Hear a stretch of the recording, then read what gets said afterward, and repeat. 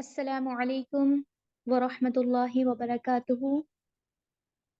Alansar institute کی جانب سے منعقد کی گئی 10 ویکس ورچوئل سیریز میں آپ تمام کا تہ دل سے خیر مقدم کرتی ہوں۔ امید کرتی ہوں آپ تمام سسٹرز خیر و عافیت سے ہوں گی۔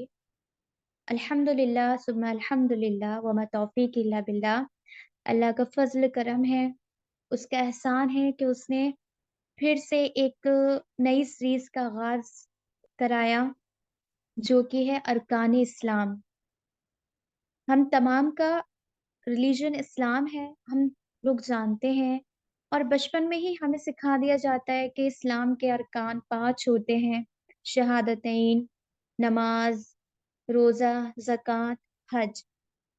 لیکن آج انشاءاللہ ہم لوگ اس کے بارے میں ایک طرح سے مکمل علم حاصل کریں گے، عالمات کے ذریعے سے اس کے بارے میں جانیں گے۔ صرف نام یاد رہنا اور باقاعدہ اس کے بارے میں جاننا اور پھر اسی طریقے پر عمل کرنا، یہ ایک ہمیں ہمارے جو اسلام کے ارکان ستون ہیں اس پر عمل کرنے کا فائدہ ہوگا انشاءاللہ۔ تو آپ تمام سسٹرز اس خیر میں جڑی ہیں تو ساتھ میں اپنے پیاروں کو بھی اس میں انوائٹ کریں، اور جو ہمارا ریلیجن اسلام ہے اس کو جاننے کے لیے، اس کے ارکان کو سمجھنے کے لیے آپ تمام اپنے پیاروں کو بھی اس میں لے کر آئیں، انہیں انوائٹ کریں، ان کے ساتھ اپنا لنک شیئر کریں، اس گروپ میں چیٹ باکس میں ہے، اور ساتھ میں اپنے پرسنل کانٹیکٹ، اسٹیٹس اور گروپ میں بھی شیئر کریں لنک کو۔ انشاءاللہ یہ آپ لوگوں کے لیے صدقہ جاریہ ہوگا، کوئی آپ کے ذریعے سے اس سیریز میں جڑے گا اور اسے اپنے اسلام کے ستون کے بارے میں علم حاصل ہوگا، تو یہ تو آپ لوگوں کے لیے بہت ہی زیادہ خیر کی بات ہے۔ آپ تمام لوگ اس سیریز کے ساتھ جڑے رہیں، اور آج جیسے کہ میں اور آپ جانتے ہیں ہماری سیریز کا پہلا دن ہے، اور آج کا ہمارا پہلا ٹاپک شہادتین ہے۔ وقت زیادہ نہیں لیتے ہوئے کلاس کا آغاز کرتے ہیں قرآن کی تلاوت سورۃ الفاتحہ سے۔ اعوذ باللہ من الشیطان الرجیم، بسم اللہ الرحمن الرحیم، الحمد للہ رب العالمین، الرحمن الرحیم، مالک یوم الدین، ایاک نعبد و ایاک نستعین، اہدنا الصراط المستقیم، صراط الذین انعمت علیہم غیر المغضوب علیہم ولا الضالین،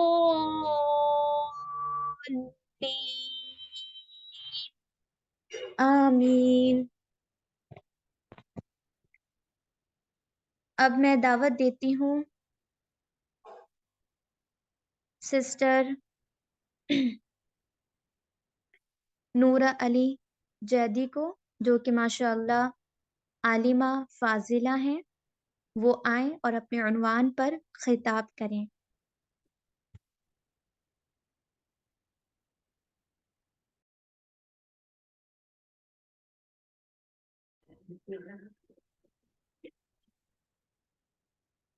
أعوذ بالله من الشيطان الرجيم بسم الله الرحمن الرحيم إن الحمد لله نحمده ونستعينه ونستغفره ونعوذ بالله من شرور أنفسنا ومن سيئات أعمالنا، من يهده الله فلا مضل له ومن يضلل هادي له، وأشهد أن لا إله إلا الله وأشهد أن محمدا عبده ورسوله، أما بعد فإن خير الحديث كتاب الله وخير الهدي هدي محمد صلى الله عليه وسلم وشر الأمور محدثاتها وكل محدثة بدعة وكل بدعة ضلالة وكل ضلالة في النار. سامعات عزیزات، السلام علیکم ورحمۃ اللہ وبرکاتہ۔ الانصار انسٹیٹیوٹ کے اس پروگرام میں آپ تمام کا تہہ دل سے استقبال ہے۔ اہلا و سہلا مرحبا بکم۔ دیکھیے، آج سے جو ہمارا سیریز اسٹارٹ ہونے والا ہے اس کے بارے میں تھوڑی سی آپ کو نالج دے دوں کہ یہ کس چیز کے بارے میں ہے۔ انشاءاللہ دیکھیے، آج سے جو پروگرام شروع ہونے جا رہا ہے وہ ہے ارکان اسلام، یعنی اسلام کے ارکان کے بارے میں آپ لوگوں کو اسی طرح آن لائن درس دیا جائے گا، یہی وقت پہ 6:30 سے 7:30 تک کا۔ اور اس کے لیے دیکھیے، آپ کو ڈیلی کلاسز نہیں لینی ہے، صرف ہفتہ ہفتہ، یعنی آج ہفتہ ہوا تو پھر نیکسٹ سیٹرڈے، اسی طرح آپ کو 10 ہفتے اس کلاس کو جوائن کرنا ہے۔ اور پھر اس میں یہ بتایا جائے گا کہ اسلام کے جو ارکان ہیں 5، جس کے بارے میں آپ کو نالج دی جائے گی کہ اسلام کے جو کون کون سے ارکان ہیں ان کے بارے میں تفصیلی معلومات آپ کو ان ہفتے میں ہوگی۔ ایک ہفتے میں ایک ٹاپک کے بارے میں، پھر دوسرے ہفتے میں اسی ٹاپک کے بارے میں، پھر تیسرے ہفتے میں دوسرے ٹاپک کے بارے میں، اسی طرح آپ کو سمجھایا جائے گا۔ تو آپ اب الحمدللہ، اللہ کا شکر ہے کہ اللہ تعالیٰ نے آپ لوگوں کو ان لوگوں میں سے چن لیا کہ اللہ تعالیٰ نے آپ کو دین کی فہم اور سمجھ کے لیے، کیونکہ حدیث میں رسول صلی اللہ علیہ وسلم نے خود فرمایا، من یرید اللہ خیرا یفقہ فی الدین، اللہ جس سے بھلائی کا ارادہ کرتا ہے اسے دین کی سمجھ دیتا ہے۔ تو آج اللہ تعالیٰ نے آپ لوگوں کو یہ کورس جوائن کرنے کا موقع دیا ہے، تو اب آپ اب سے پہلے سے جڑی ہے تو آخر تک آپ یہ عزم کریں کہ میں اس کورس میں جڑی رہوں گی۔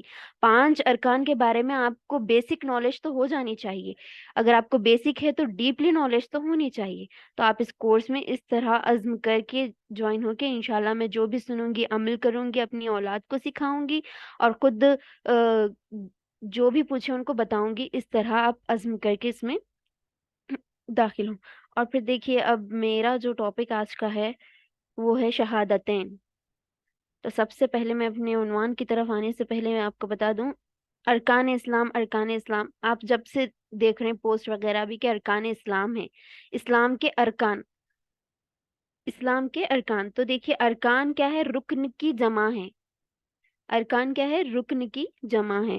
رکن یعنی پلر، فاؤنڈیشن، یعنی گھر بنانے کے لیے جس طرح ایک عمارت کھڑی کرتے ہیں تو اس کے لیے کس طرح ستون ہوتے ہیں، گھر کے لیے 4 ستون ہوتے ہیں، تب جا کے گھر ٹہرتا ہے۔ تو اسلام کے ارکان بھی ہے۔ الحمدللہ ایسا نہیں ہے کہ کسی کو نہیں پتا، سب کو پتا ہے اسلام کے کون کون سے ارکان ہیں، لیکن ارکان کے معنی میں بتا رہی ہوں کہ ارکان رکن کی جمع ہے، اور اس کے معنی ہے کہ ستون، اسلام کے جو بنیادی ستون ہے، یعنی کہ قوی ستون جسے بولتا ہے اسٹرانگ، جو ہے وہ یہ ہے جو آگے میں اب آپ کو بتاؤں گی انشاءاللہ۔ تو دیکھیے، اسلام کے 5 ارکان ہیں، حدیث میں واضح الفاظوں میں اس بات کا ذکر ہے۔ حدیث جبریل جسے کہا جاتا ہے، ایک مرتبہ اللہ کے رسول صلی اللہ علیہ وسلم بیٹھے ہوئے تھے، ان کے پاس جبرائیل علیہ السلام انسانی شکل میں آئے اور اللہ کے رسول سے سوالات کرنے لگے، تب اللہ کے رسول نے اسلام کے ان 5 ارکان کے بارے میں ان کو علم دیا تھا۔ تو حدیث جبریل بہت مشہور حدیث ہے حدیثوں میں۔ تو جب انہوں جو علم سیکھنے کے لیے آئے تو اس میں سب سے پہلے جو بتایا گیا وہ یہی تھا کہ کلمہ شہادتین۔ تو میں بھی آپ کو اسی کے بارے میں بتاؤں گی اب پہلے۔ تو دیکھیے، جس طرح ہمارے جسم میں سر کی جتنی اہمیت ہے اسلام میں کلمے کی اسی طرح اہمیت ہے، اس سے بھی کہیں زیادہ، یعنی اگر ہم اپنے بدن سے سر کو الگ کر دیں گے تو کیا ہم زندہ رہ سکتے؟ نہیں رہ سکتے۔ تو ویسے ہی اگر ہم بولیں گے کہ ہم کلمے کو چھوڑ کے سارے کام کریں گے تو ہم اسلام کے اس میں داخل نہیں ہو سکتے دائرے میں۔ تو اسلام کے دائرے میں داخل ہونے کی سب سے پہلی شرط کیا ہے؟ کلمے کا پڑھنا، یعنی لا الہ الا اللہ کی گواہی دینا، یہ ضروری ہے، اور اس کے تقاضوں کو پورا کرنا یہ ضروری ہے۔ تو دیکھیے، اسی طرح اس کے بارے میں آپ کو بتاؤں کہ ارکان اسلام کے بارے میں جو حدیث ہے، حدیث جبریل، صحیح بخاری، مسلم، ترمذی، نسائی، مسند احمد کی حدیث ہے۔ رسول صلی اللہ علیہ وسلم نے فرمایا، بنی الاسلام علی خمس، بنی الاسلام علی خمس، اسلام کی بنیاد جس چیز پہ رکھی گئی، یعنی اسلام جس کو مانا گیا، اسلام کو تقویت جس چیز سے ملی، اسلام کو اگر آپ کو فالو کرنا ہے، آپ کو اپنانا ہے، اس کو آپ کے اندر نافذ کرنا ہے، تو یہ 5 چیزوں کا آپ کے اندر ہونا ضروری ہے، کمپلسری۔ اگر آپ ان میں سے ایک بھی چیز نہیں کریں گے تو سمجھ لیجئے کہ آپ اسلام کے دائرے میں نہیں آ سکتے۔ تو پہلی چیز دیکھیے، شہادتی ان لا الہ الا اللہ وان محمد رسول اللہ۔ پہلی بات یہ ہے، گواہی دینا اللہ کے سوا کوئی معبود برحق نہیں ہے اور محمد صلی اللہ علیہ وسلم اس کے رسول ہے۔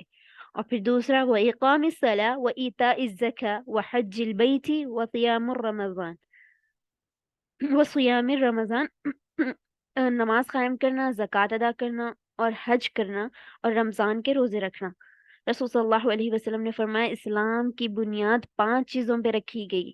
ان میں سب سے پہلی بات یہ ہے شہادت دینا، گواہی دینا کہ اللہ کے سوا کوئی معبود برحق نہیں اور محمد صلی اللہ علیہ وسلم اللہ کے رسول ہے۔ تو دیکھیے، ہر چیز کا ایک پیمانہ ہوتا، یعنی ہر چیز کو ایک چیز سے ناپتے تولتے۔ اگر ہم کوئی چیز لے رہے ہیں تو پہلے اس کو ناپا جاتا، تولا جاتا، پھر لیا جاتا۔ تو اللہ تعالیٰ بتا رہے ہیں کہ اسلام کا یہ پیمانہ ہے، یعنی یہ ترازو ہے اسلام میں داخل ہونے کے لیے آپ کو، کہ آپ کو یہ چیز اپنانا بہت ضروری ہے، یعنی کلمے کا پڑھنا۔ کوئی بھی شخص مسلمان ہو تو سب سے پہلے اسے کیا کیا جاتا ہے؟ غسل دیا جاتا ہے، اور پھر غسل کرنے کے بعد اسے کلمے کا حکم دیا جاتا ہے، پھر بعد میں اسے نماز سکھائی جاتی ہے۔ تو ہم اسی کے بارے میں آج بات کر رہے ہیں کہ کلمہ کتنا ضروری ہے، یعنی اگر ہم مسلمان ہو رہے ہیں، مسلمان نہیں ہے اور ہمیں مسلمان ہونا ہے تو ہمیں کلمے کا پڑھنا بہت ضروری ہے۔ یعنی اسلام کے جو 5 پلیرز ہیں ان کے بارے میں بتایا جاتا کہ یہ ایسے ہے جیسے کہ انسان کے جسم میں سر کی مانند ہو، ہمارے جسم میں سر کی اہمیت ہو۔ پھر دیکھیے، اب میں آپ کو بتا دوں شہادتین کیا ہے۔ تو پہلی چیز جو اس میں ہے، شہادت ان لا الہ الا اللہ، گواہی دینا کہ اللہ کے سوا کوئی معبود برحق نہیں۔ دیکھیے، میں آپ لوگوں سے ایک سوال کرتی ہوں، جواب آپ لوگ انڈیکس میں دے لیجئے گا۔ کلمے کا معنی کیا ہے؟ اگر ہم کسی سے کامن پوچھے کلمے کا معنی کیا ہے، لا الہ الا اللہ، تو سب بولیں گے اللہ کے سوا کوئی معبود نہیں، سب یہی بولیں گے، آپ لوگ بھی یہی بولیں گے، ہے نا؟ تو جواب آپ لوگ لکھ کر ڈالیے، میں کس کا صحیح ہے وہ دیکھ لوں گی۔ تو کلمے کا معنی کیا ہے؟ اصل اور حقیقی معنی جو شیخ عبد الوہاب اور تمام علماء کرام بتاتے ہیں کہ کلمے کا اصل اور حقیقی اور صحیح معنی جو ہے، لا الہ الا اللہ، اللہ کے سوا کوئی معبود برحق نہیں، لا معبود الا بحق اللہ، یعنی کوئی معبود برحق نہیں۔ برحق یعنی سچا معبود نہیں۔ دنیا میں معبود تو بہت ہے، یعنی دیکھیے، ایسا ہے کہ بتوں کی پوجا ہوتی، کسی کسی کو کچھ مانا جاتا ہے، کوئی کسی کی پوجا کرتے، سورج چاند وغیرہ، اسی طرح ہر مذہب میں کوئی نہ کوئی کسی کی پوجا ضرور کرتا ہے۔ تو اللہ تعالیٰ ایک ایسا ہے جو برحق ہے، باقی سب باطل ہے، یعنی کہ کوئی معبود حق والا نہیں ہے کہ ہم اس کی عبادت کریں سوائے اللہ تعالیٰ کے۔ لا معبود بحق الا اللہ، کوئی معبود برحق نہیں سوائے اللہ کے۔ تو اس کا ترجمہ آپ لوگ اچھے سے اپنے ذہن میں یہ نشین کر لیجئے، بٹھا لیجئے کہ اللہ کے سوا کوئی معبود نہیں۔ یہ بچپن میں ہم پڑھتے تھے تو ہمیں یہ ذہن میں بیٹھ گیا، لیکن اس کا حقیقی ترجمہ یہی ہے کہ اللہ کے سوا کوئی معبود برحق نہیں، یعنی سب تو معبود ہوتے ہیں لیکن اللہ برحق ہے، باقی سب تو باطل ہے۔ ہمیں جس کی عبادت کرنا ہے وہ صرف اللہ کی ہے۔ تو پھر دیکھیے آگے ہم چلتے ہیں اسی طرح کہ کوئی معبود اللہ کے سوا کوئی معبود برحق نہیں اور محمد صلی اللہ علیہ وسلم اللہ کے رسول ہے، اللہ کے رسول ہے۔ تو دیکھیے،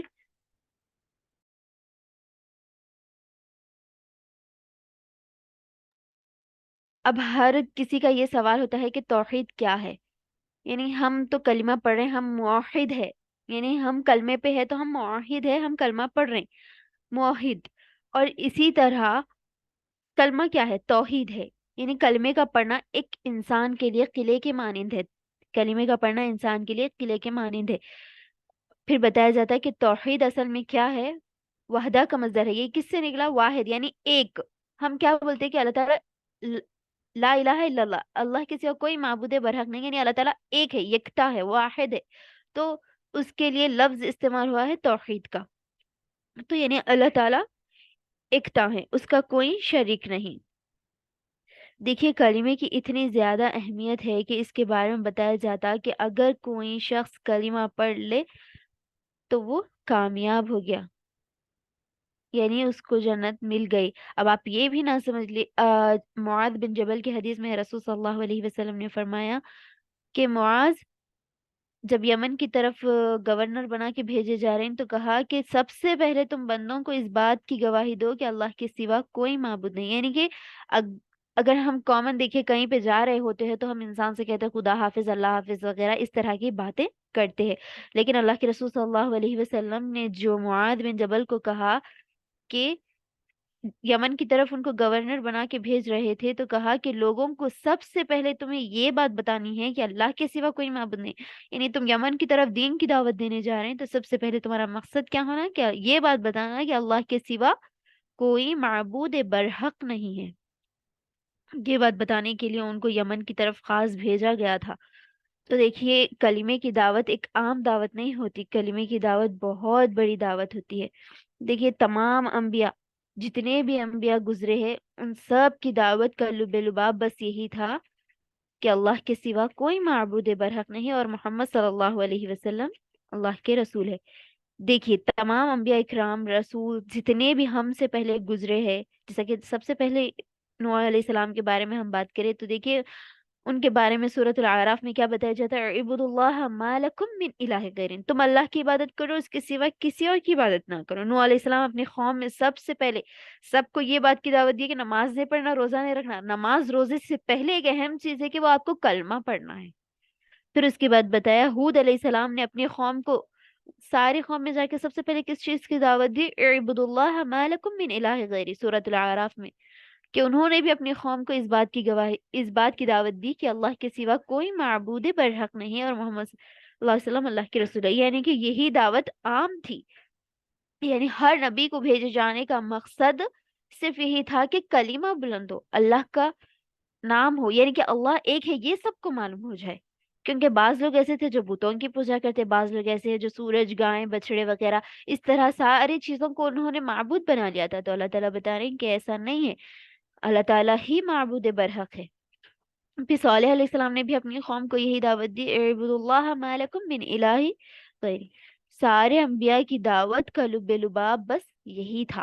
اللہ کے رسول صلی اللہ علیہ وسلم کی حدیث سے بھی واضح ہو گیا کہ رسول صلی اللہ علیہ وسلم نے کیا فرمایا، جو مذکورہ حدیث میں نے آپ کو بیان کی، اول ما تدعوہم الی شہادت ان لا الہ الا اللہ، سب سے پہلے تم ان کو اس بات کی طرف دعوت دو کہ اللہ کے سوا کوئی معبود نہیں، ہاں اگر وہ تمہاری دعوت قبول کر لے تو اس کے بعد تمہیں انہیں دوسری چیزیں سکھانی ہے۔ تو پہلے جو چیز ہمیں انسان کو سکھانی ہے، بیسک نالج، وہ یہ کہ اللہ کے سوا کوئی معبود برحق نہیں، یعنی اللہ کے سوا کوئی معبود برحق نہیں اور محمد صلی اللہ علیہ وسلم اس کے رسول ہے۔ تو دیکھیے جس طرح آج ہم دنیا میں آئیں، نبیاں دنیا میں آئیں، اس سے پہلے جو بھی رسول وغیرہ سب دنیا میں آئے، ان کے دنیا میں آنے کا مقصد کیا تھا کہ لا الہ الا اللہ کی دعوت دینا، یہ ان کا مقصد تھا کہ اللہ تعالیٰ نے انبیاء و رسول کو اس لیے بھیجا کہ یہ بتائے کہ اللہ کے سوا کوئی معبود نہیں، یعنی کلمے کی دعوت لوگوں میں عام کرے، یہ مقصد سے وہ بھیجے گئے تھے۔ لیکن ہم کس مقصد سے بھیجے گئے، کیا آپ نے کبھی تصور کیا؟ تو دیکھیے اگر آپ نے تصور نہیں کیا تو اللہ تعالیٰ خود آپ کے تصور کو قرآن میں بتا رہے ہیں، سورۃ الذاریات آیت نمبر 56 میں، وَمَا خَلَقْتُ الْجِنَّ وَالْإِنسَ إِلَّا لِيَعْبُدُونَ، میں نے جنوں اور انسانوں کو صرف اس لیے پیدا کی، میں نے جنوں اور انسانوں کو صرف اس لیے پیدا کیا کہ وہ میری عبادت کرے۔ یعنی دیکھیے ہر کسی کے دنیا میں آنے کا ایک مقصد ہے، ہر کسی کے دنیا میں پیدا ہونے کا ایک مقصد ہے، تو اللہ تعالیٰ بتا رہے ہیں کہ جن اور انسان کی پیدائش کا مقصد صرف یہ ہے کہ اللہ تعالیٰ کی عبادت کرنا، لیعبد، یعنی اللہ تعالیٰ کی عبادت کرنا. اللہ کی عبادت کس طرح کی جاتی؟ کلمہ پڑھا جاتا ہے، اس کے بعد اسلام میں داخل ہوتے ہیں، نماز روزہ زکوٰۃ، یہ ساری چیزیں کی جاتی. تو یہ ہے ہمارے پیدا ہونے کا مقصد. آپ سب کو اب معلوم ہو گیا کہ کیا ہے. کھانا پینا، رہنا سہنا، گھر میں بچوں کو دیکھنا، یہ دوسرا ہے. لیکن ان سب سے پہلے ایک مقصد ہے ہمارا، وہ اللہ کی عبادت ہے. آپ عبادت بولے تو کامن ہر کسی کے ذہن میں یہی لفظ آتا ہے، عبادت بولے تو نماز. ہر کسی کے ذہن میں بس یہی آتا ہے کہ عبادت کا معنی نماز. عبادت نماز کے علاوہ بھی ہوتی ہے، یعنی اللہ کو ایک ماننا، یعنی توحید کے تقاضوں کو پورا کرنا. اور پھر اس طرح اپنے مسلمان بھائی سے خندہ پیشانی سے ملنا، زکوٰۃ، صدقہ، خیرات، ساری چیزیں عبادت میں آتی ہے. یعنی عبادت کا تصور کرتے ہی آپ مصلی نہ پکڑ لے، جانماز نہ پکڑ لے. عبادت یہ ہے کہ اللہ کے سوا کسی کو شریک نہ ٹھہرائے. دیکھیے، شریک ٹھہرانے کا مطلب یہ نہیں ہے کہ ہم کسی کی عبادت نہیں کریں، ہماری گردن کسی اور کے سامنے نہیں جھک رہی، یہ شریک نہیں. شریک کرنے کا مطلب یہ ہے کہ اللہ کے ساتھ بھی ہم دوسروں کو مان رہے ہیں، اللہ کی بھی مان رہے ہیں اور پھر دوسروں کی بھی مان رہے ہیں. یعنی ہم ان کی بھی مانتے ان کی بھی مانتے. وسیلہ یعنی ہم ان کو بھی پوچھتے ان کو بھی پوچھتے. ایسا نہیں ہونا. اللہ تعالیٰ خود کلمے میں بتا رہے ہیں، لا یعنی نہیں، پہلے رد ہے کہ آپ کو سب چیز چھوڑنی ہے. آپ اسلام کے دائرے میں داخل ہو گئے تو معبودوں کی پوجا، نفس کی پوجا، باپ دادا کی پوجا، اپنے نہیں، ہمارے باپ دادا ایسا کرتے تھے، ہمارے امی ابو ایسا کرتے تھے، تو یہ ساری چیزیں آپ کو پہلے چھوڑنی ہے کیونکہ آپ نے اسلام قبول کر لیا. اللہ پہلے نہیں، نو مطلب یہ کہ آپ کو اسلام میں داخل ہونے کے واسطے سب چیزوں کا پہلے رد کرنا ہے اور پھر بولنا ہے لا الہ الا اللہ. الہ یعنی کہ کوئی معبود. الہ کے بارے میں امام ابن تیمیہ فرماتے ہیں الہ یعنی کوئی معبود. الہ معبود کے لیے کہا جاتا ہے اور معبود جو ہے اللہ تعالیٰ ہے. الہ کا معنی کیا ہے؟ معبود. نہیں ہے، لا الہ نہیں ہے کوئی معبود الا اللہ. اللہ مینس سوائے اللہ، نا اللہ کے. نہیں ہے کوئی معبود سوائے اللہ کے.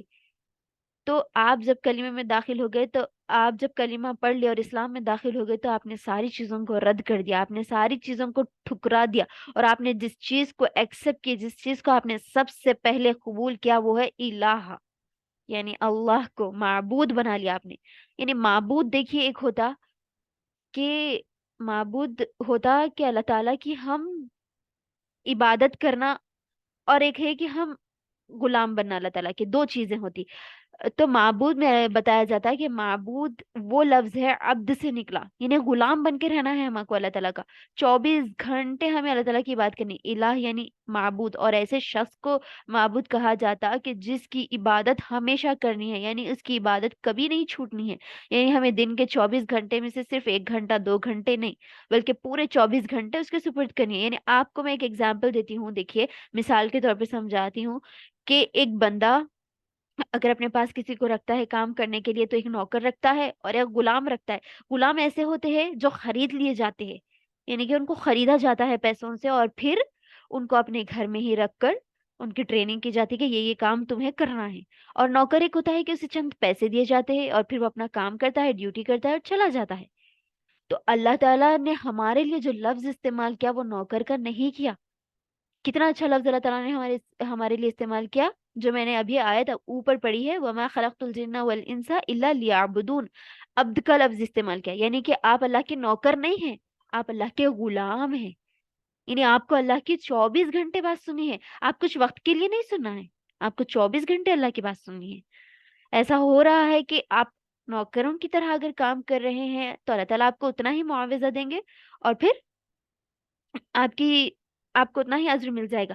لیکن ایک غلام کا کیا ہوتا ہے؟ اس پہ پورا اعتماد ہوتا ہے کہ یہ کام سے نہیں چکے گا، یہاں سے کبھی نہیں جائے گا، اللہ کی عبادت، یعنی وہ ہماری ہر بات سنے گا. تو اللہ تعالیٰ کی بھی ہمیں غلام بن کے اس کی عبادت کرنی ہے، یعنی 24 گھنٹے ہمیں اللہ تعالیٰ کی عبادت کرنا ہے. تو اللہ تعالیٰ بتا رہے ہیں کہ تمہاری زندگی کا مقصد ہی یہی ہے کہ تم صرف اللہ کی عبادت کرو، تم صرف اللہ کی عبادت کرو اور اس کے ساتھ کسی کو شریک نہ کرو. یہ ہمارے پیدا ہونے کا مقصد ہے. اور پھر دیکھیے رسول صلی اللہ علیہ وسلم نے حدیث میں واضح فرما دیا، بخاری اور مسلم کی، حق اللہ علی العباد ان یعبدہ ولا یشرک بہ شیئا.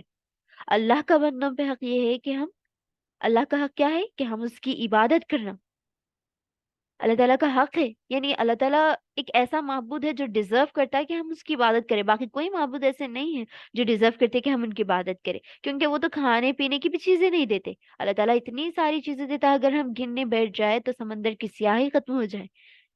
لیکن ہمیں اس کے لیے کرنا یہ ہے کہ اللہ کی عبادت کرنی ہے. رسول صلی اللہ علیہ وسلم نے جو حدیث فرمائی بخاری اور مسلم میں کہ اللہ کے سوا کسی کی عبادت نہ کرو اور اس کے ساتھ کسی کو شریک نہ کرو.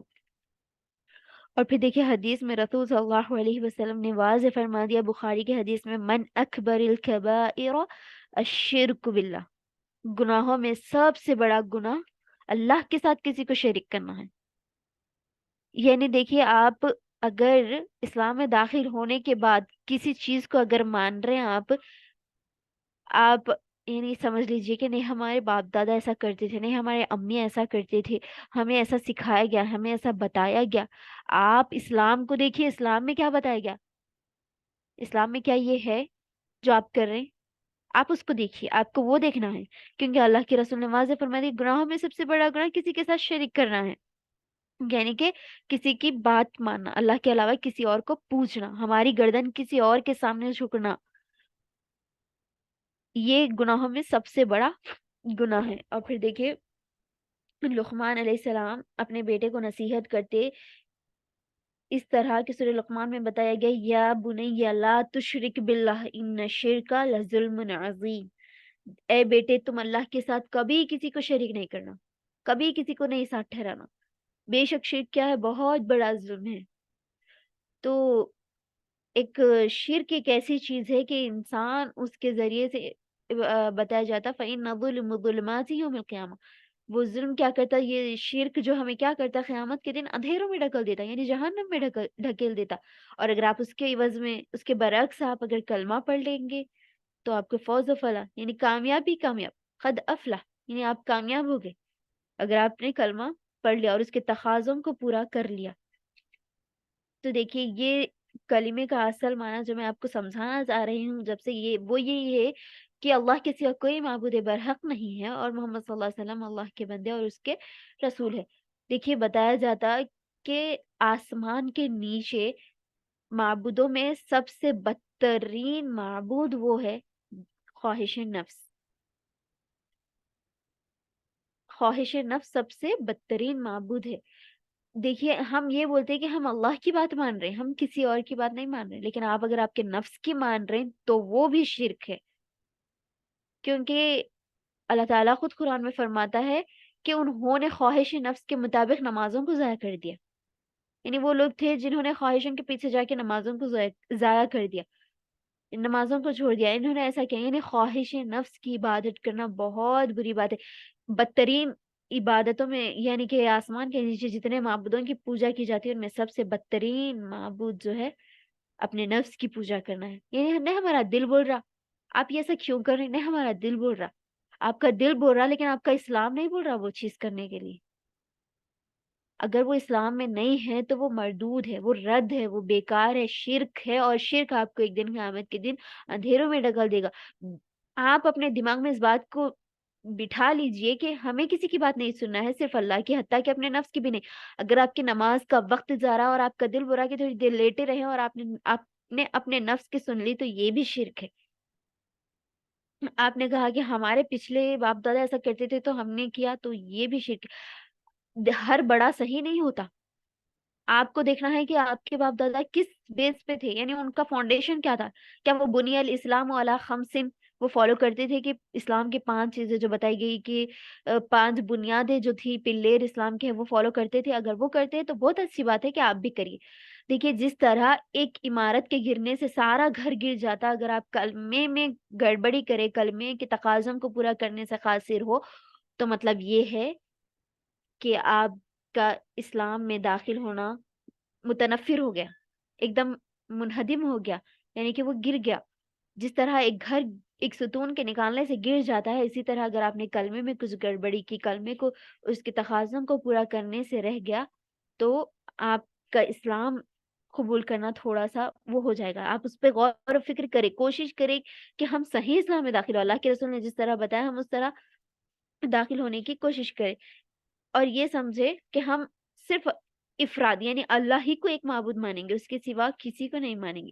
یعنی الافراد کا جاتا ہے ایک اللہ کو ماننا، اس کے علاوہ کسی کو نہیں ماننا. یہ توحید ہے، یہ اصل توحید ہے. دیکھیے اسی جو میں نے آپ کو بتایا کلمہ، تو اب کلمہ شہادت جو اشہد ان لا الہ الا اللہ و اشہد ان محمد رسول اللہ، کہ اللہ کے سوا کوئی معبود برحق نہیں اور محمد صلی اللہ علیہ وسلم اس کے بندے اور اس کے رسول ہے. تو یہ کلمہ ہم سب پڑھتے ہیں، یاد بھی ہے، ترجمہ بھی اس کا معلوم ہے، لیکن اس کے تقاضوں کو پورا کرنا بہت ضروری ہے. تو دیکھیے توحید کے بارے میں بتایا جاتا ہے، یعنی اسی کلموں کے بارے میں بتایا جاتا ہے کہ اس کی 3 قسمیں ہیں: توحید ربوبیت، توحید الوہیت اور توحید اسماء و صفت. تو یہ 3 قسمیں ہیں اس کے لیے. یعنی آپ یہ بولیں گے کہ ہم نے کلمہ پڑھ لیا، تو اس کے لیے آپ کو کیا کیا کرنا ہے، وہ اس کے تقاضے کیا ہے، کلمہ کیا چاہ رہا ہے آپ سے، وہ یہ ہے کہ توحید ربوبیت. سب سے پہلے آپ جب کلمہ پڑھ لیے تو آپ کو اس بات کا یقین رکھنا ہے کہ صرف اللہ ہی رب ہے، اللہ ہی پالنے والا ہے. یعنی ہمارے منہ سے کبھی کبھی ایسے شیخ الفاظ نکل جاتے کہ انہوں پالنے والے ہیں، انہوں پالنے والے ہیں، انہوں دیکھنے والے ہیں، انہوں کھلانے والے ہیں، انہوں پلانے والے ہیں. ربا یوربی کا لفظ ایسا ہے کہ صرف اللہ ہی پالتا ہے، یعنی اللہ ہی ہمارا پالنے والا ہے، اس کے علاوہ کوئی پالنے والا نہیں ہو سکتا، اس کے علاوہ ہماری کوئی تربیت کرنے والا نہیں ہو سکتا. تو یہ ہے توحید ربوبیت، یعنی اللہ کو رب ماننا، یعنی کہ اللہ ہی ہے جو ہم کو پالنے والا ہے، پیدا کرنے والا ہے، تربیت کرنے والا ہے، حاکم، خالق، رازق. آپ ہر چیز میں سمجھ لیجئے، کھلانے پلانے، رہنے سہنے، زندگی دینے، موت دینے، یہ ساری چیزیں اگر آپ نے اس میں سے ایک بھی کہہ دیا کہ نہیں، ایسا نہیں ہے کہ موت ان کی وجہ سے ہوئی، ایکسیڈنٹ کو بھی اگر لوگ اگر نہیں انہوں اگر نہیں کرتے تو زندہ رہتے تھے، آپ کا عقیدہ اتنا مضبوط ہو رہا ہے یہ اللہ کی طرف سے تھا. یہ ہے اصل توحید ربوبیت. یعنی زندگی اگر اب ایسا ہوتا ہے کہ کسی کی زندگی بچ گئی ان کی وجہ سے کہ ہم ایسا کرے تو ایسا بچ گئی میں، تو زندگی دینے والا بھی اللہ ہے. آپ کا عقیدہ وہاں بھی کرنا چاہیے، یہ نہیں بولنا کہ نہیں ان کی وجہ سے میں بچی، ان کی وجہ سے میں مر گئی، ان کی وجہ سے ایسا ہو گیا. تو یہ توحید ربوبیت میں گڑبڑی ہے. یعنی آپ کی پہلی قسم جو توحید کی ہے، لا الہ الا اللہ ہے، کہ اللہ کے سوا آپ کسی کو نہیں مان رہے ہیں، تو اس میں سب سے پہلے کیا کرنا ہے آپ کو ماننا یہ ہے کہ توحید ربوبیت، اللہ ہی آپ کا رب ہے، خالق، رازق، حاکم، مالک. آپ کی زندگی دینے والا، موت دینے والا سب کیا ہے، اللہ تعالیٰ ہے. آپ اس میں اگر ایک جملہ بھی آپ کے منہ سے یہ ادا ہو گیا کہ انہوں نے ایسا نہیں ایسا کیا، تو سمجھ لیجئے کہ یہ شرک ہے، واضح طور پہ شرک ہے یہ. کیونکہ توحید ربوبیت اللہ کو رب ماننا ہے، پالنے والا ماننا ہے. انہوں ایسا کرے انہوں ایسا کرے، یہ ہمارے عقیدے کا بگاڑ ہے. دیکھیں نصرانی، مجوسی، یہ لوگوں کا کیا تھا کہ یہ لوگ بھی ایسے ہی کرتے تھے. یعنی آ، اللہ کو تو مانتے تھے لیکن ساتھ میں اور بھی چیزیں، آگ کی پوجا، ان کی پوجا، ان کی پوجا، یہ ان کی وجہ سے ایسا، ان کی وجہ سے. تو ہمیں ویسا نہیں بننا ہے، انکار کرنا ہے، ہمیں ساری چیزوں کا انکار کرنا ہے اور صرف اس بات کو تسلیم کرنا ہے کہ اللہ ہی ہمارا پالنے والا ہے، اس کے علاوہ کوئی ایسی طاقت نہیں ہے، کوئی ایسی ہستی نہیں ہے جو ہمیں پالے. اور پھر دیکھیے اس کے بارے میں اللہ تعالیٰ خود قرآن مجید میں فرماتا ہے سورۃ یونس میں، قُلْ مَن يَرْزُقُكُم مِّنَ السَّمَاءِ وَالْأَرْضِ. اللہ تعالیٰ کہہ رہا ہے اپنے نبی سے، کہہ دیجئے کہ کون ہے جو تمہیں رزق دیتا ہے آسمانوں سے، زمین سے، کون ہے تمہیں رزق دینے والا. اَمَّن يَمْلِكُ السَّمْعَ وَالْأَبْصَارَ، کون ہے جو تمہیں جان سے بے جان کرتا ہے، یعنی تمہیں زندگی دیتا ہے، موت دیتا ہے، کس کے ہاتھ میں سارے فیصلے ہیں. تو ہمارا اس کے آگے جواب یہی ہوتا فَسَيَقُولُونَ اللَّهُ فَقُلْ أَفَلَا تَتَّقُونَ. یعنی ہم تو کہیں گے کہ یہ ساری چیزیں، زندگی، موت، ہر چیز کو دینے والا سب اللہ تعالیٰ ہے. ہم کہیں گے اللہ تعالیٰ دینے والا ہے لیکن ہم ڈرتے نہیں اس بات سے. تو اللہ تعالیٰ بتانے افلا تتقون، پھر تم ڈرتے کیوں نہیں، پھر تم مانتے کیوں نہیں کہ اللہ تعالیٰ ہی سب کر رہا ہے. تو ہمیں الفاظ میں بھی شرک سے گڑبڑی کرنے سے بچنا چاہیے کہ ہم الفاظ کو بھی الٹ پھیر نہ کریں کہ ان کی وجہ سے، ان کی وجہ سے، ایسا ویسا، فلاں فلاں. تو یہ توحید ربوبیت میں گڑبڑی ہو جائے گی. کیونکہ دیکھیے توحید ربوبیت کیا ہے، الافراد باللہ بافعالہ کخلقہ ورزقہ وانزال الغیث. یعنی اللہ تعالیٰ کو ہر کام میں، پیدا کرنے میں، رزق دینے میں، بارش نازل کرنے میں، ہر چیز میں اللہ تعالیٰ کو معبود ماننا، یہ توحید ربوبیت ہے. اور اس کی دلیل کیا ہے، سب سے پہلی آیت قرآن کی، الحمد للہ رب العالمین. یعنی اللہ सब तारीफ तेरे लिए है, तू ही सारे जहानों को पालने वाला है। ये है, तो हमारे मुंह पे जो होनी चाहिए हमेशा अल्हम्दुलिल्लाह, बस। ये है तौहीद रुबूबियत, यानी अल्लाह ताला को रब मानना, पालने वाला मानना। और फिर देखिए, तौहीद रुबूबियत ये पहले किस्म हो गई तौहीद की। अब दूसरी किस्म तौहीद उलूहियत। जो ला इलाह था, इलाह का जो लफ्ज था कलीमे में, ला के बाद जो दूसरा लफ्ज था वो इसी से है, तौहीद उलूहियत, यानी अल्लाह को माबूद मानना, यानी उसकी इबादत करना। मैं आपको समझाई कि अभी 24 घंटे हमें उसकी इबादत करनी है। तो यानी अल्लाह ताला को माबूद मानने में कैसा माबूद मानना है? 24 घंटे तो मान रहे हैं आप, लेकिन आप मानते मानते क्या करें, सुन्नत को फॉलो नहीं करके किसी और चीज को, बिदअत को फॉलो कर ले रहे हैं। यानी आप नमाज तो पढ़ रहे हैं लेकिन अपनी मर्जी से, यानी कि आप 4 रकात पढ़ने के बजाय आपने पढ़ ली 8 रकात। तो ये इलाहियत, ये क्या है कि आपकी इबादत तो हो रही लेकिन इबादत में इजाफा हो जा रहा। आप माबूद तो अल्लाह ताला को मान रहे लेकिन जैसा मानना है आप वैसा नहीं मान रहे। तो अल्लाह ताला बता रहे हैं, इलाह यानी एक माबूद मानो अल्लाह को। कैसा माबूद? कि उसके सिवा कोई माबूद नहीं, वैसा माबूद मानो। यानी हर किस्म की इबादत में, नमाज में, रोजे में, ज़कात में, हज में, आप हर चीज में सिर्फ ये माबूद तस्लीम, इलाह यानी अल्लाह एक है, आप ये तस्लीम करें हर इबादत में आपकी कि अल्लाह सिर्फ एक है। इलाह यानी अल्लाह सिर्फ एक है, अल्लाह एकता है। जैसा कि देखिए, कुल हु अल्लाह अहद, कहो अल्लाह एक है। अल्लाहु समद, अल्लाह सबसे बेनियाज है। लम यलिद वलम यूलद, ना उसकी कोई औलाद है और ना वो किसी की औलाद है। वलम यकुन लहु कुफुवन अहद, और ना उसके बराबर का कोई है, ना उसका हमसर कोई। तो यानी हर चीज में पैदा, यानी कि हमारी पैदाइश में, हमारी इबादत में, खाने पीने में, हर चीज में हमें जो मानना है, हर चीज में एक माबूद जो मानना है वो उलूहियत है। तो देखिए, हमारे सारे अफ़ाल, हमारे काम जो इबादत के काम होते हैं, यानी नमाज रोज़े ज़कात वगैरह के काम होते हैं, उसमें अल्लाह ताला को एक मानना, ये तौहीद उलूहियत है। और इसकी दलील देखिए क्या है, कुल इन्ना सलाती व नुसुकी व महयाया व ममाती लिल्लाहि रब्बिल आलमीन, कह दीजिए मेरी नमाज, मेरी कुर्बानी, मेरा जीना, मेरा मरना सब अल्लाह रब्बिल आलमीन के लिए है। यानी आप नमाज पढ़ रहे हैं वो भी अल्लाह के लिए होनी चाहिए, आप रोजा रख रहे हैं, आप ज़कात दे रहे हैं, हज, कुर्बानी, आपकी हर चीज में सिर्फ एक माबूद अल्लाह के लिए। आपने ऐसा किया कि आप नमाज पढ़ रहे हैं, अगर आपकी नमाज में रिया आ गई, अल्लाह बचाए, अगर आपकी नमाज में रिया आ गई तो ये शिरक है। आपने कुर्बानी दी लेकिन आपने किसके लिए कुर्बानी दी? गैरुल्लाह के लिए। तो आपकी कुर्बानी में शिरक आ गया। आपको सिर्फ अल्लाह के नाम के लिए करना है, अल्लाह के लिए कुर्बानी करनी है, अल्लाह का नाम लेकर काट।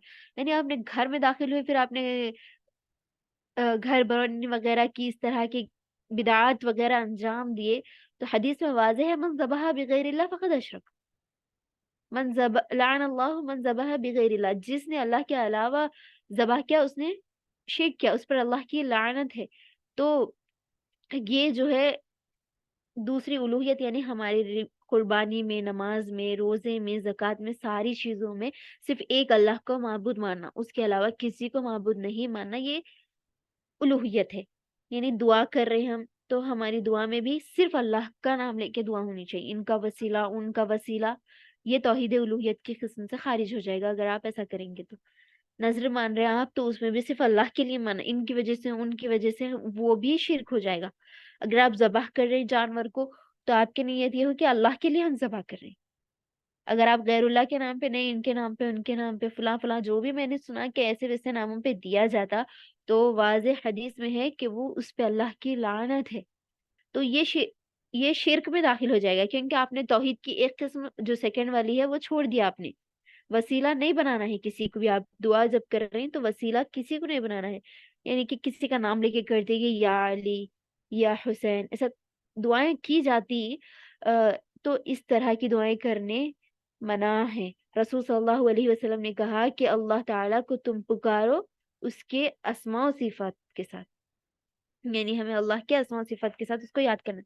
तो दुआ हमारी इबादतों में इक्ता होनी चाहिए, यानी हमारी दुआओं में सिर्फ एकतायत होनी चाहिए, यानी हर चीज में एक दुआ हम करें अल्लाह के लिए, नजर अल्लाह के लिए, ज़बाह अल्लाह के लिए, हमारी उम्मीदें भी अल्लाह के लिए, खौफ तवक्कल भी हम करें अल्लाह पे। यानी मेरा इन पे भरोसा है, इन पे भरोसा, ये भी शिरक है। तो आपको जो बचना है ये कि अपने अकीदे में बिगाड़ होने से, यानी आप एक अल्लाह को तो मान रहे हैं, साथ ही साथ दूसरों को मान रहे हैं, तो ये उलूहियत में गड़बड़ी है। تو توحید الوہیت کیا ہے آپ کو سمجھ میں آ گیا ہوگا کہ اپنے عبادت میں جو ہے کسی کو شامل نہیں کرنا اللہ کے علاوہ،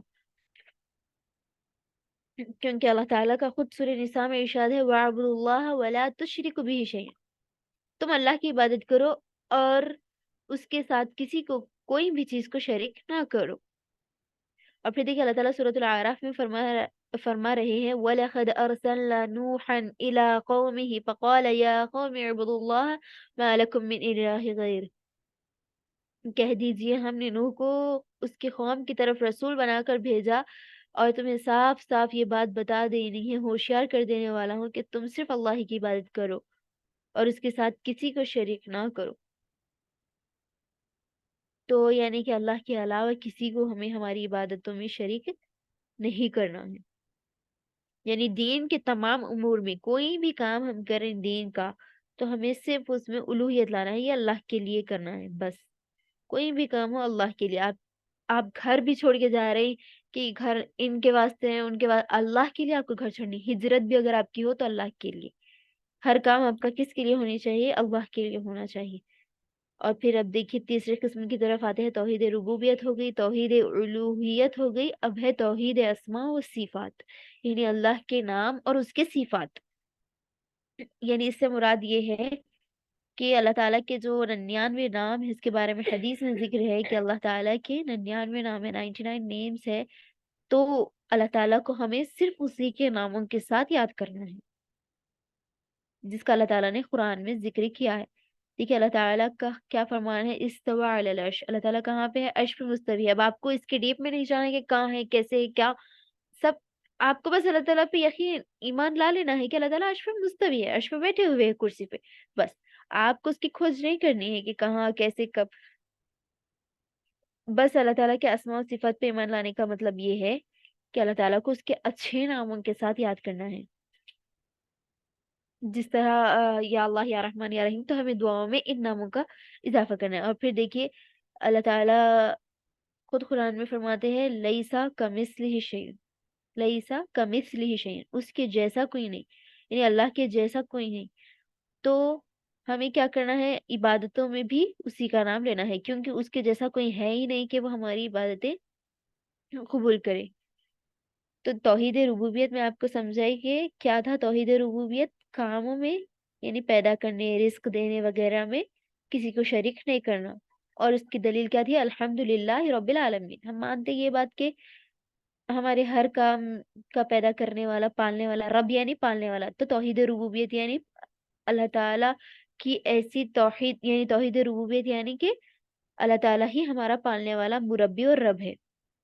تو یہ ہوگی توحید کی پہلی قسم۔ توحید الوہیت کیا تھی؟ کہ اللہ تعالیٰ کو اپنی عبادتوں میں ایک ماننا، اپنی عبادت جیسے دعا ہے، نماز ہے، ان ساری چیزوں میں ہمیں صرف اللہ ہی کو ایک معبود ماننا ہے۔ اور اس کی دلیل کیا ہے؟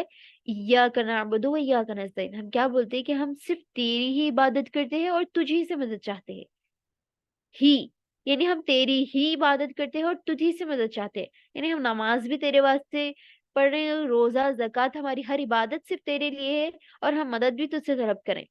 یعنی اب یہ نہیں ہونا کہ آپ کیا ہے عبادت تو کریں لیکن مدد کے واسطے کہیں اور جگہ چلے جا رہے ہیں، ان کے در پہ ان کے در پہ، تو ایسا نہیں ہونا ہے۔ توحید الوہیت کیا ہے؟ کہ عبادت بھی اللہ کی اور مدد بھی اللہ سے لینی ہے، تو یہ توحید ربوبیت ہے۔ اور پھر توحید اسماء و صفت کیا ہے؟ اللہ تعالیٰ کو اس کے اچھے ناموں سے یاد کرنا، اور یہ ہے کہ اللہ تعالیٰ کے نام، اللہ تعالیٰ کے نام جو ہے بندوں میں ہم نہیں رکھ سکتے، یہ ہمیں بات معلوم ہونی چاہیے کہ اللہ تعالیٰ کے نام ہم نہیں رکھ سکتے، جیسا کہ دیکھیے اللہ ہے، یہ اللہ کا سب سے عظیم نام ہے، سب سے بڑا نام ہے اللہ کا، تو اس سے پہلے اگر ہم رکھیں گے عبداللہ، عبید اللہ، اس طرح لگا کر رکھا جائے گا، لیکن صرف ایک اللہ تعالیٰ کی صفت رزاق ہے تو کسی کو رزاق، عبد الرزاق کہا جائے گا، عبد الرحمن، اس طرح اس سے پہلے بندہ لگایا جائے گا، کیونکہ یہ پیدا کرنے والے کا بندہ ہے، یہ اللہ کا بندہ ہے، یہ رزق دینے والے کا بندہ ہے۔ اس طرح خالی ایک اللہ کا نام ہم نہیں رکھ سکتے، یعنی اللہ کے ناموں میں بھی کوئی اس جیسا نہیں ہے، یعنی نام بھی ہم اس کے جیسے نہیں رکھ سکتے اور نہ ہم اس کے ناموں کے جیسا کوئی ہے، جیسا کہ دیکھیے لیسا کمثلہ شیء وہو السمیع العلیم، سمیع البصیر، وہو مثل الاعلی، یعنی اللہ تعالیٰ کیسا ہے؟ اس کے جیسا کوئی نہیں، اور پھر اس کے جیسا وہ سنتا ہے اور دیکھتا ہے. تو آپ یہ نہیں سمجھنا کہ اللہ تعالیٰ ہماری طرح سنتا ہے، ہماری طرح دیکھتا ہے. وہ اللہ کا نام ہے سمیع اور بصیر. اس کی سماعت الگ ہے، اس کی بصارت الگ ہے. یعنی اللہ تعالیٰ ہم سے کہیں گنا زیادہ سنتا ہے اور ہم سے کہیں گنا زیادہ دیکھتا ہے. تو ہم کمپیئر نہیں کر سکتے کہ ہمارا دیکھنا ان کا دیکھنا سیم ہے، ہمارا بولنا ان کا بولنا، اللہ تعالیٰ کا دیکھنا سننا سب ایک جیسا ہے. ایسا نہیں ہے. اللہ تعالیٰ کے ناموں کے جیسے بھی ہم نہیں ہو سکتے. یہ ہے اسماء و صفت. تو توحید اصل لغوی جو معنی تھا وہ یہی تھا، ایک جاننا. تو میں آپ کو پہلے ہی بتا دی کہ الافراد یعنی توحید ایک جاننا تھا. اور پھر شریعت میں کیا کہتے توحید کو کہ اللہ تعالیٰ کے علاوہ کسی کی عبادت نہیں کرنا، کسی کی اطاعت اور فرمانبرداری نہیں کرنا. یہ توحید کی شرعی تعریف تھی. اور اس کی کتنی قسمیں ہیں؟ 3. اچھے سے یاد رکھیں، توحید کی 3 قسمیں ہیں: توحید ربوبیت، توحید الوہیت، توحید اسماء و صفت. تو یہ توحید کی 3 قسمیں تھی. پہلے میں نے آپ کو کلمے کی تعریف بتائی تھی، وہ یہی تھی کہ اللہ کے رسول صلی اللہ علیہ وسلم کبھی بھی کہیں بھی دعوت دینی ہوتی، کوئی بھی شہر فتح کرنا ہوتا، سب سے پہلے کیا کرتے؟ کلمے کی دعوت دیتے. اگر آپ کسی کو وہ بتا رہے ہیں کہ آپ نماز پڑھیے، روزہ رکھیے، تو اگر آپ کسی کو بتا رہے ہیں نماز روزہ وغیرہ، تو آپ ان سب چیزوں سے پہلے بتائیے کہ آپ کلمہ کیسا ہے. یعنی کہ آپ اس کے تقاضوں کو پورا کر رہے ہیں، یعنی آپ کے کلمے میں تو گڑبڑی نہیں ہے، یہ آپ کو بتانا ہے. اور پھر دیکھیے، محمد صلی اللہ علیہ وسلم اللہ کے بندے اور رسول ہے. یعنی محمد صلی اللہ علیہ آگے کا جو کلمہ ہے، پہلا کلمے کا ٹکڑا تو یہی ہے کہ لا الہ الا اللہ، تو اللہ کے سوا کوئی معبود برحق نہیں. وَأَنَّ مُحَمَّدًا عَبْدُهُ وَرَسُولُهُ، اور محمد صلی اللہ علیہ وسلم اس کے بندے اور اس کے رسول ہے. دوسرا ٹکڑا یعنی محمد صلی اللہ علیہ وسلم اس کے بندے اور رسول ہے. اب جو نیکسٹ ہفتے کی کلاس ہوگی، اگلے ہفتے میں آپ کو اس کے آگے کے کلمے کے بارے میں سمجھاؤں گی. اتنا آپ کو آج کی کلاس کے لیے یاد رکھنا ہے، کلمے کا معنی یاد رکھنا ہے، اور اس کی کتنی قسمیں ہیں وہ یاد رکھنا ہے. اور پھر قسموں میں ربوبیت، الوہیت، اسماء و صفات میں جو میں نے واضح کیا کہ رب اللہ کو ماننا، الہ اللہ کو ماننا، اسماء و صفات میں اس کو ماننا، یہ تینوں چیزیں جو میں نے سمجھائی وہ یاد رکھنا ہے آپ کو. اور پھر کلمے کا جو صحیح معنی ہم کو پہلے بچپن سے یاد تھا وہ والا نہیں، صحیح معنی جو بتایا جاتا شیخ عبد الوہاب، ابن تیمیہ اور تمام علماء جو ترجمہ کرتے، وہ والا معنی آپ کو یاد رکھنا ہے. لا معبود بحق الا اللہ، یعنی اللہ کے سوا کوئی معبود برحق نہیں، یہ والا. اللہ کے سوا کوئی معبود نہیں اور محمد صلی اللہ علیہ وسلم اس کے بندے رسول ہے. ہر کوئی یہی پڑھتا ہے. آپ کو اس کا معنی اس طرح یاد رکھنا ہے کہ اللہ کے سوا کوئی معبود برحق نہیں اور محمد صلی اللہ علیہ وسلم اس کے بندے اور اس کے رسول ہے. یہ. اور پھر اگر آپ کو کہیں کسی کو دعوت دینی ہے تو آپ سب سے پہلے لا الہ الا اللہ کی دعوت دیں گے اور شرک سے بچیں گے. اور شرک سے بچنے کے لیے میں نے آپ کو بتا دیا کہ شرک کیا ہے، سب سے بڑا ظلم ہے. لقمان علیہ السلام اپنے بیٹے کو نصیحت کر کے کیا بتائے؟ ان الشرک لظلم عظیم، شرک سب سے بڑا ظلم ہے. اگر آپ اللہ کی نہیں مان رہے تو آپ اپنی جان پہ ظلم کر رہے ہیں. اللہ کا کچھ نقصان نہیں ہو رہا، سامنے والے کا بھی کچھ نقصان نہیں ہو رہا، آپ کا ذاتی نقصان ہو رہا ہے کہ آپ نے جنت کھو دی کیونکہ آپ نے شرک کیا. آپ کی ذات نے شرک کیا تو آپ کو نقصان ہوگا. اللہ کو اگر آپ عبادت بھی نہ کرے، نماز بھی نہ پڑھے، روزہ بھی نہ رکھے، اللہ کو بال باقا بھی اس چیز کا فرق نہیں پڑے گا. وہ آپ کو رزق دینے کا دیتا رہے گا. اللہ تعالیٰ کافروں کو بھی کھلاتا ہے، مسلمانوں کو بھی کھلاتا ہے، سب کو کھلاتا ہے. اللہ کو اس سے فرق نہیں پڑتا. لیکن آپ جو چیز گوا رہے ہیں وہ بہت بڑی چیز گوا رہے ہیں اگر آپ شرک کر رہے ہیں. تو اس کے تقاضوں کو پورا کرنا، یعنی یہ جو 3 شرطیں جو توحید ربوبیت، الوہیت، اسماء و صفت ہے، اس کو اچھی طریقے سے اپنانا. اپنی زبان سے بھی غلطی سے بھی، عفواً بھی آپ کی زبان سے ایسا نہیں نکلنا چاہیے جو شرک میں داخل ہو جائے. کیونکہ بتایا جاتا ہے کہ ایک کلمہ بھی ایسا ہوتا ہے وہ ناپسندیدہ ہو جاتا ہے اللہ کی نظر میں. تو ایسے کلموں سے بھی پرہیز کرنا چاہیے جو ہم کہتے اٹھے بیٹھے بسم اللہ، بس اٹھے بیٹھے ہماری زبان پہ بس یہ ہونا کہ بسم اللہ یا علی یا اللہ عالم جو بھی کہتے ہیں، ہماری زبان سے جو بھی کلمہ نکلتا ہے اگر وہ شرکیہ نکل گیا اور اللہ کو ناپسندیدہ ہو گیا کہ اس نے میری مدد لینے کے بجائے اس کی مدد لی، تو پھر شرک ہو گیا. یہ تو اللہ کو غصہ آ جائے گا ایسا اگر آپ کریں گے. یعنی اللہ کا حق آپ اللہ کو نہیں دیں گے،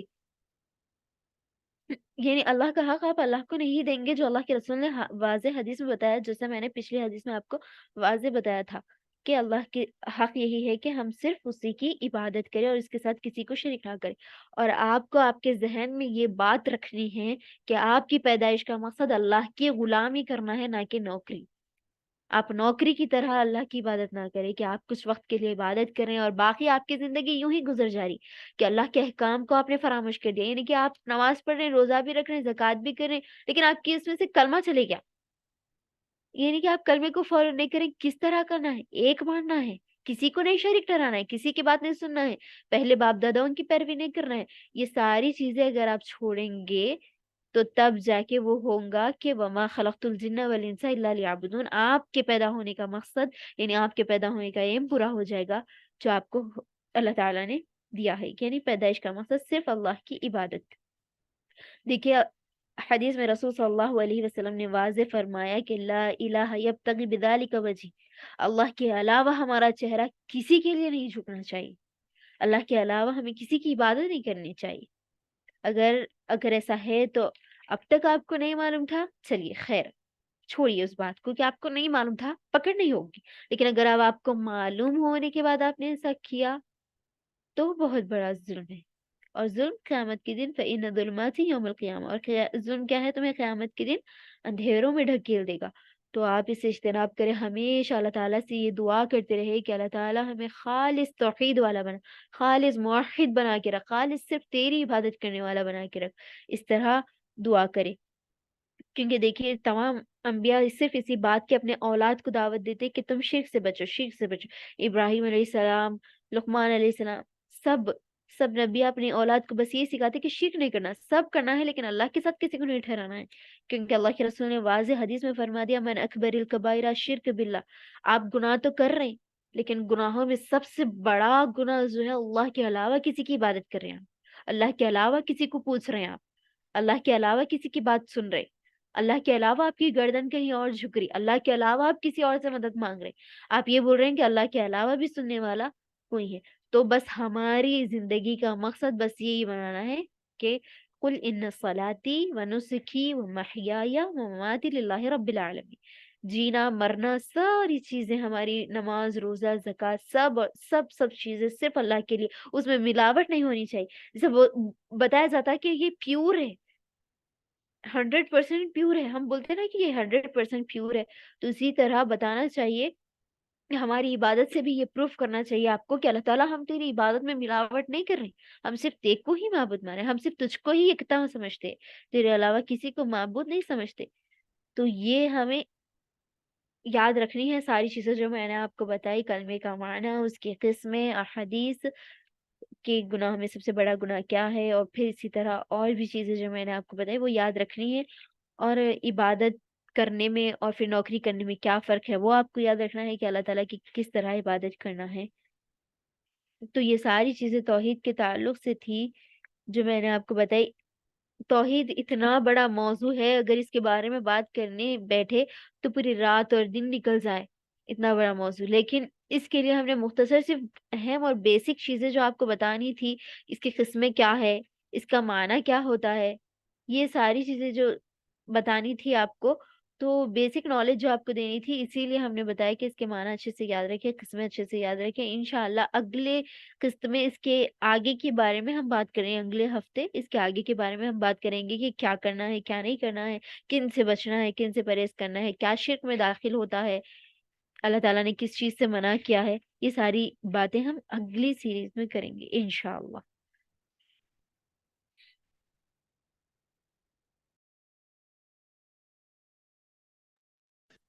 ماشاء اللہ، جزاک اللہ خیرن کثیرہ استاذہ نورا.